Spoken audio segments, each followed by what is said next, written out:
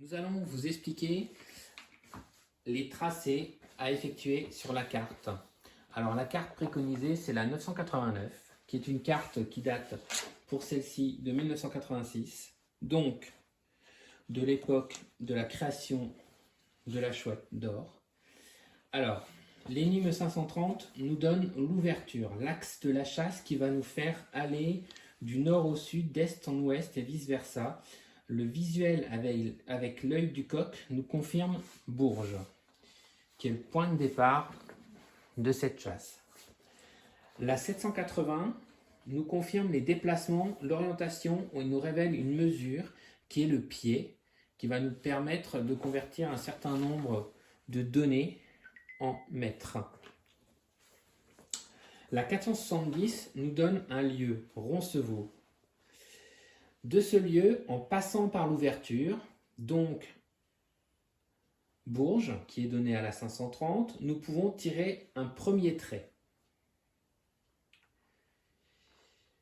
Ce trait, nous allons le tirer maintenant entre Roncevaux, Bourges, et nous allons le poursuivre jusqu'au nord-est de la France, sur cette carte. La 580 sert à préparer le décryptage de la 600. La 600 qui nous dit que la clé se cache sur un navire noir perché. C'est la première évocation de Dabo. La 500 nous dit de trouver l'orthogonale pour la spirale à 4 centres. En fait, le prolongement de la ligne Roncevaux-Bourges passe par Carignan. Sur le visuel, nous avons l'équerre et la règle qui nous invite à tracer cette orthogonale. Le méga qui confirme l'utilisation de la carte de France au 1 millionième.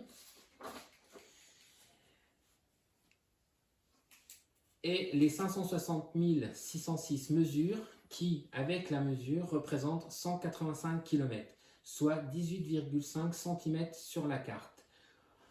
Cette orthogonale doit être tirée à partir de Carignan, qui a été décrypté avec le code Morse. Donc, nous nous plaçons à Carignan avec une équerre, ici.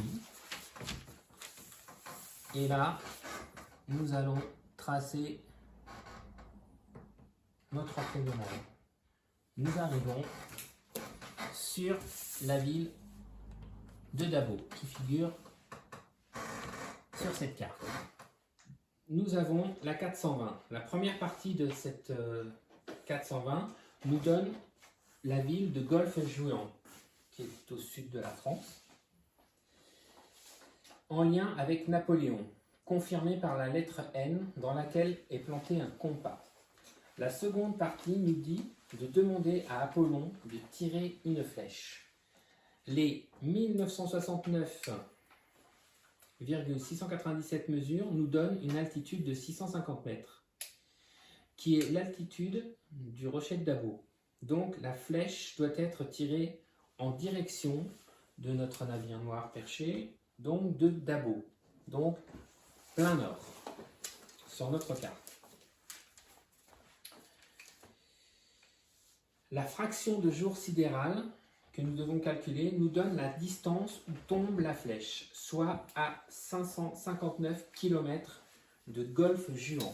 Nous sommes sur une carte au 1 millionième, donc ça nous représente 55,9 cm sur cette carte depuis Golfe-Juan. Nous allons donc tirer ce trait, mais attention, ce fameux trait, en fait, dans la mesure où c'est une flèche,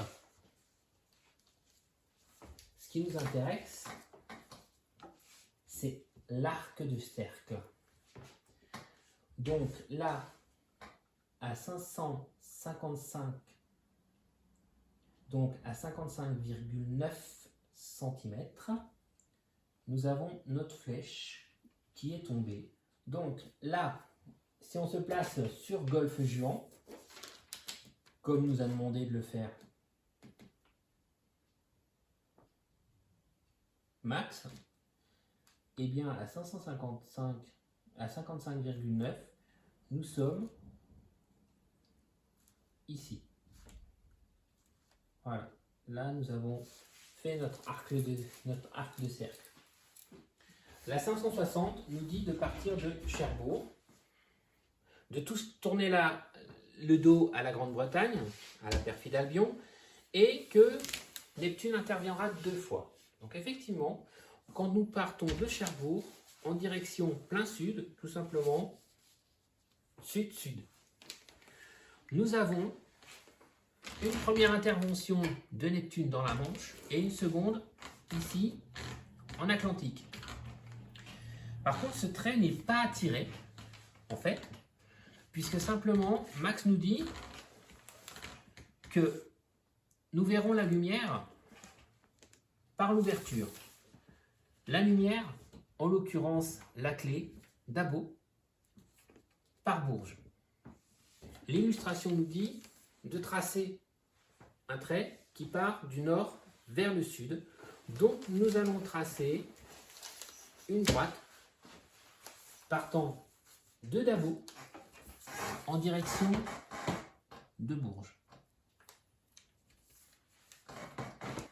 Donc voici ce qui se passe quand vous tirez ce trait.